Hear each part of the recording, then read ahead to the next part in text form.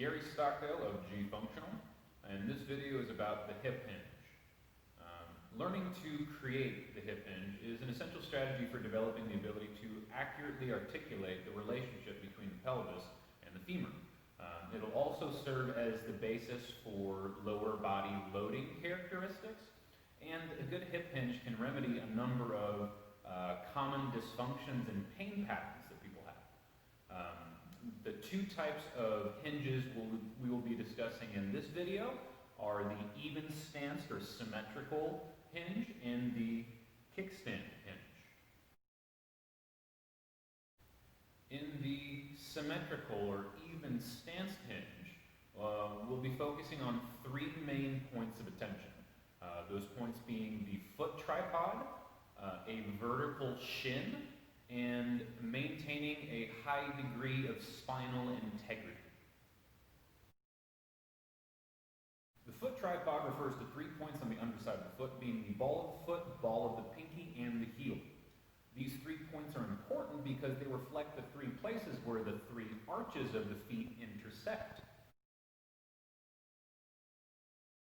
And the foot arches are important not only because they are load-bearing structures and they absorb body weight or gravitational force, but they also play an essential role in how we grip the ground underneath us.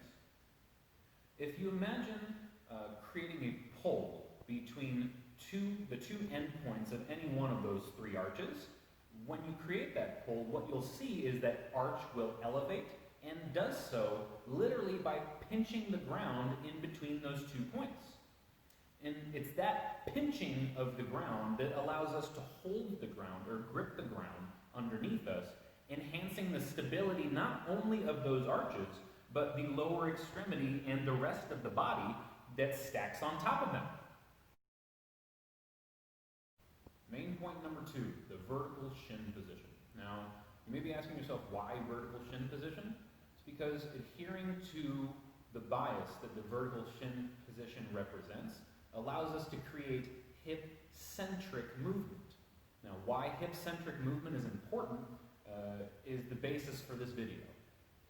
People generally don't know how to use their hips, and the 2 most commonly abused regions of the body are their upstairs and downstairs neighbors, the lumbar spine and the knees.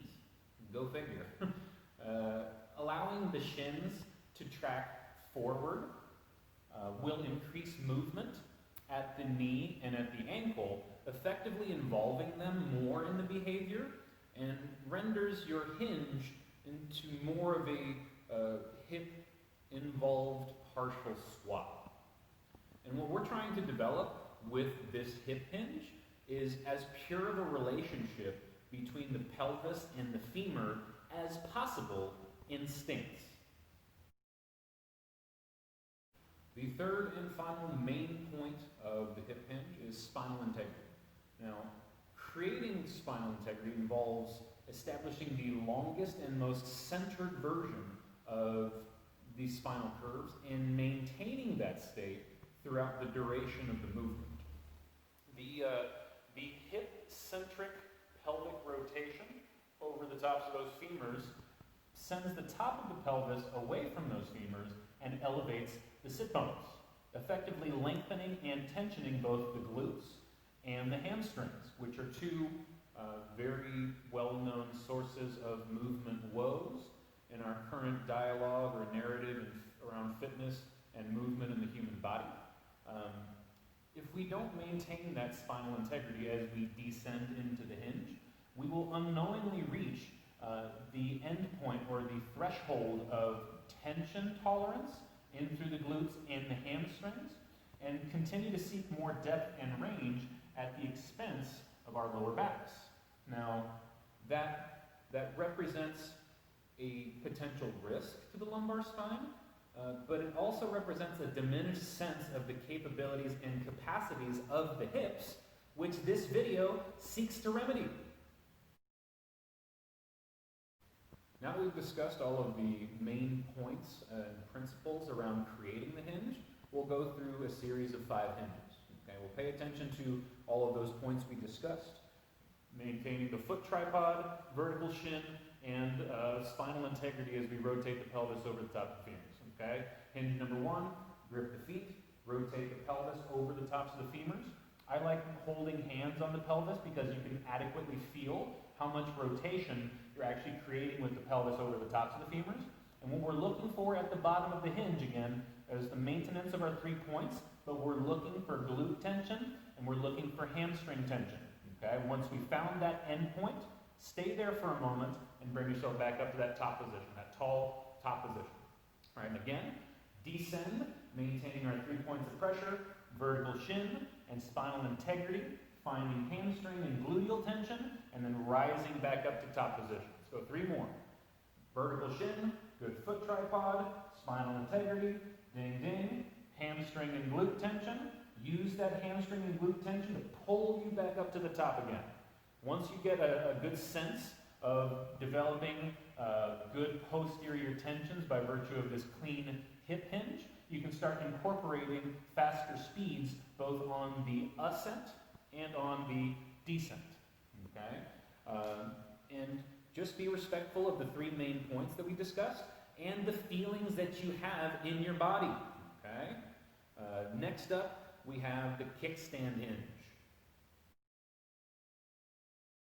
The kickstand hinge can be understood as an intermediary stage or a stepping stone towards single limb balance or full single limb support within the hinge pattern.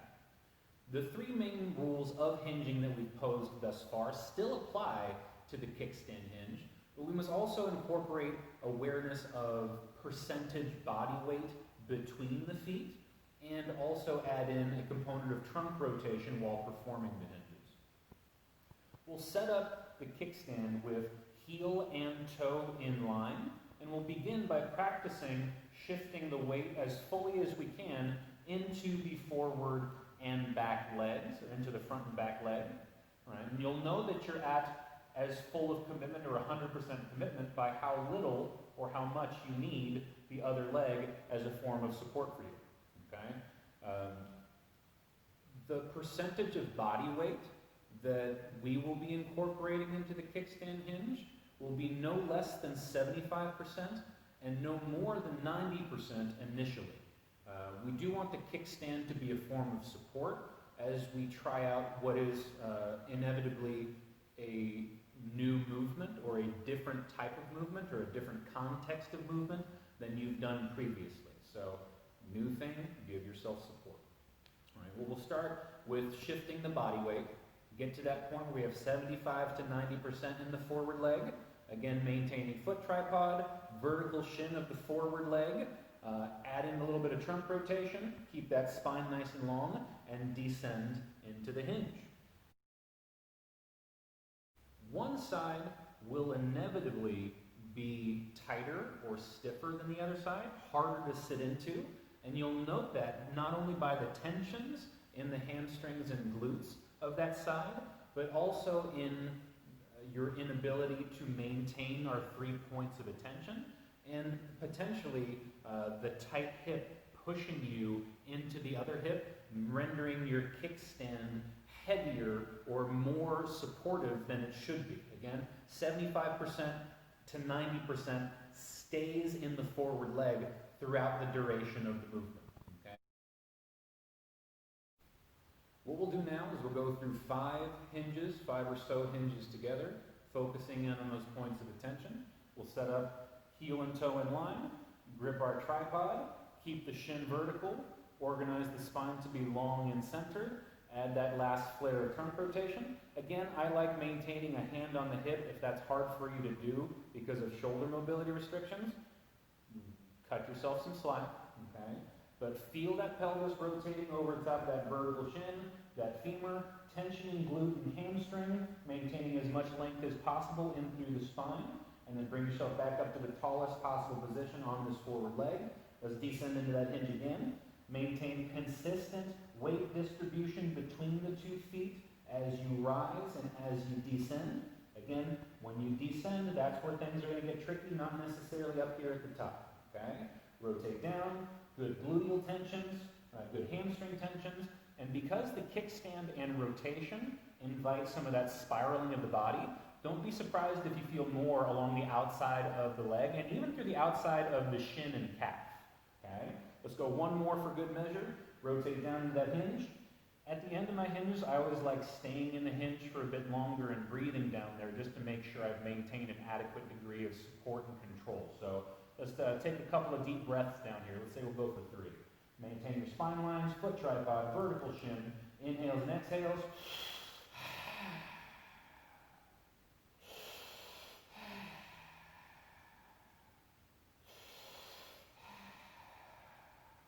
And bring that puppy back up to the top.